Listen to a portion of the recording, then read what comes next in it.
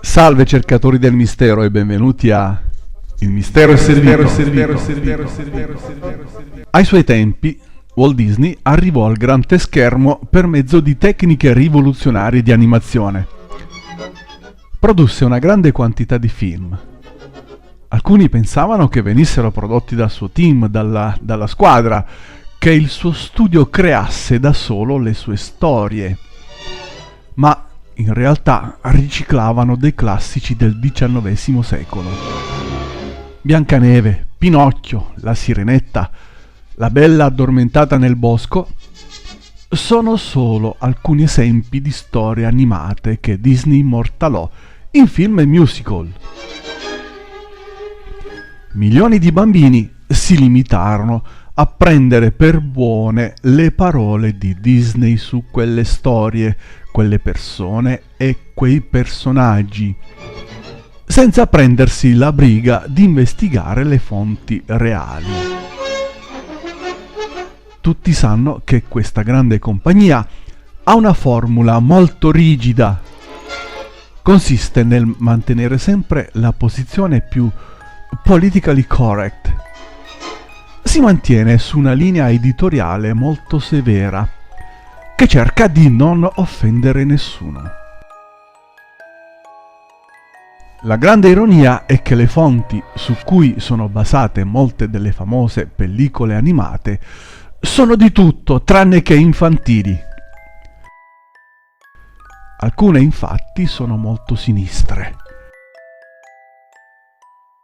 Parlano di assassini, torture, sangue, contengono dispiego di malvagità abominevoli. Sono solo alcune delle cose che si trovano nelle versioni originali di queste storie. La più mistificata di tutte è Biancaneve. Grazie a numerosi adattamenti moderni sappiamo che la terribile regina Grimilde era molto più cattiva di quello che ci hanno fatto vedere con l'adattamento animato del 1937. In questa pellicola Disney fece qualcosa di molto audace. Fece dire che la regina aveva comandato di uccidere Biancaneve e chiedeva al cacciatore il suo cuore come prova.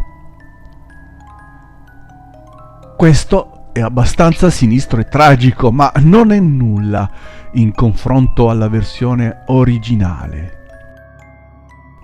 La regina in realtà chiedeva i polmoni ed il fegato della bambina con l'intenzione di cucinarli e servirli per cena la sera. Il re avrebbe mangiato gli organi di sua figlia a sua insaputa. Tutto per il puro piacere depravato di Grimilde. La Bella addormentata nel bosco non è da meno. Tutti abbiamo visto il film animato, ma nella versione originale non è il bacio di un principe quello che la sveglia dal letargo. È un bambino che lo fa succhiando una delle dita, estraendo l'ago che la manteneva in uno stato di coma. Quello che succede in seguito è degno di una storia di horror. La Bella si sveglia per rendersi conto che questo bambino in realtà è uno dei suoi due figli. Al suo fianco si può vedere un re anziano che aveva incontrato anni prima. Il re l'aveva portata al suo castello e lì l'aveva violentata. L'esempio della Sirenetta è senza dubbio uno dei peggiori e più macabri. Per cominciare, Ursula era molto più terribile nel libro che nell'adattamento del 1989, cosa che è già difficile da digerire. Questa anima sola,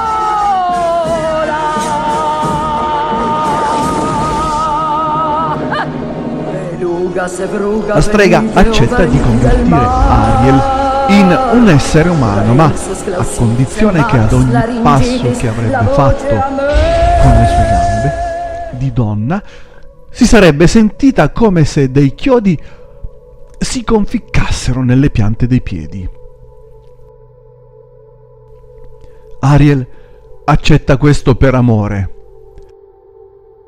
Intelligentemente cerca di camminare il meno possibile senza rendersi sospetta agli umani, ma le servirà a poco. La conclusione diventa particolarmente devastante e mortificante per il lettore quando arriva la scena del ballo. E questo non è tutto. Alla fine il principe Eric tradisce Ariel e la abbandona per un'altra donna, una ragazza che è ben posizionata economicamente, una principessa umana. Al vedere questo, Ariel si deprime e alla fine si suicida. Questo esempio non è il peggiore della serie, perché ci sono cose orribili. Pinocchio. Chi ha letto il libro originale si renderà conto che il personaggio principale è buono, amabile, pieno di bontà e benevolo, come nel film. Io non ho figli, pur sto in piedi, so camminar e so ballar. Figli avevo ed or non più, eppur non cado giù. Ma se ci mettiamo a leggere la storia vedremo che gli accadono tutte le cose peggiori e più cattive che possano accadere ad un bambino. Il tutto diventa particolarmente traumatico quando viene convertito in asino, insieme ad altre centinaia di bambini poveri, abbandonati o scappati di casa. Il problema non è il brutale mangiafuoco, il problema è un certo soggetto, il cattivo principale. Quando uno degli asinelli si comportava male o non voleva collaborare, tirava fuori un coltello e gli tagliava le orecchie come fossero bistecche. Ovviamente il tipo sapeva perfettamente che quegli asini erano bambini.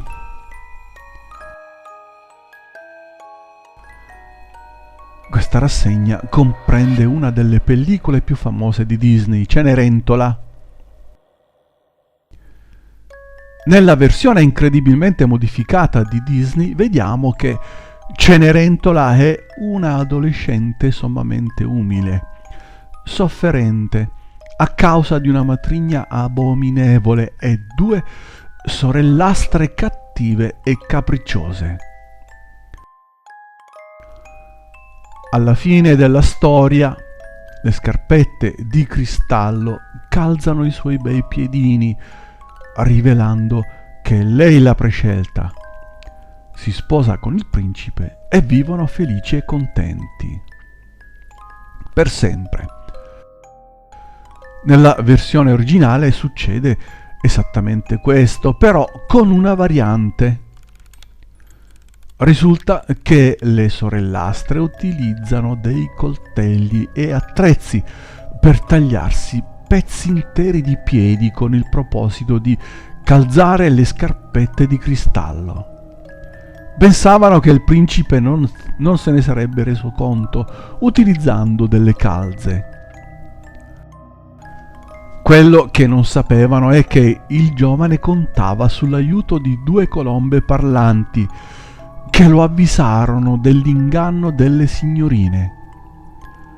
Subito dopo gli uccelli strappano gli occhi alle due sorellastre e le obbligano a condurre una vita di miseria come vagabonde senza tetto nelle strade.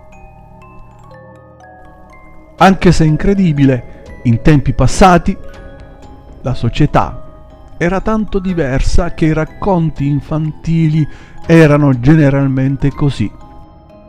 C'era un'altra mentalità, un altro modo di educare i bambini e un altro modo di vedere la realtà del mondo.